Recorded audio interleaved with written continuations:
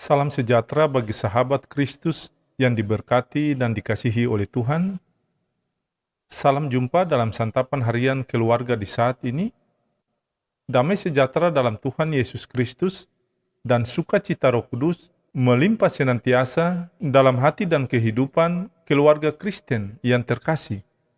Sebelum kita membaca firman Tuhan dan mendengar santapan harian keluarga, mari kita berdoa.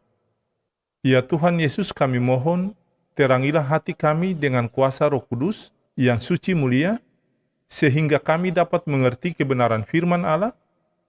Ya Roh Kudus, gerakan hati kami, agar kami selalu rindu untuk mendengarkan firman-Mu. Amin.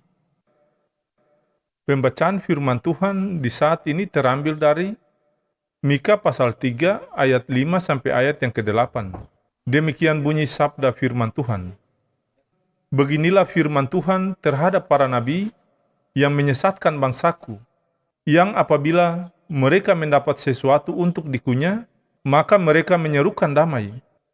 Tetapi terhadap orang yang tidak memberi sesuatu ke dalam mulut mereka, maka mereka menyatakan perang.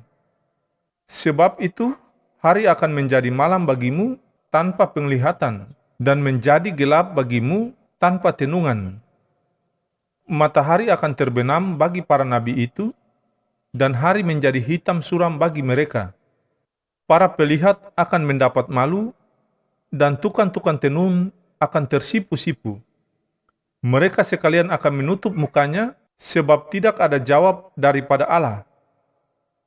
Tetapi aku ini penuh dengan kekuatan, dengan roh Tuhan, dengan keadilan dan keperkasaan, untuk memberitakan kepada Yakub pelanggarannya, dan kepada Israel dosanya. Demikian sabda firman Tuhan di saat ini. Yang lebih diberkati lagi yaitu setiap orang Kristen yang mendengarkan firman Allah dan mematuhinya. Amin. Bapak, Ibu, dan anak-anak keluarga Kristen yang dikasihi dan diberkati oleh Tuhan, judul santapan harian keluarga di saat ini, nyatakanlah kehendak Tuhan dalam hidupmu. Keluarga Kristen yang diberkati Tuhan, bacaan kita hari ini menceritakan kesaksian Nabi Mika tentang perilaku buruk baik dari umat, nabi, maupun pemimpin Israel. Umat Israel bukannya beribadah dan taat kepada Tuhan, mereka justru menyembah ilah lain. Para pemimpin menipu dan merampok orang miskin, sedangkan para nabi salah menggunakan jabatannya. Nabi-nabi berpihak kepada orang kaya dan berlaku tidak adil kepada orang miskin. Nabi Mika berbeda dengan nabi lain pada waktu itu. Nabi yang lain itu menubuatkan apa yang ingin didengar umat agar mereka mendapat bayaran.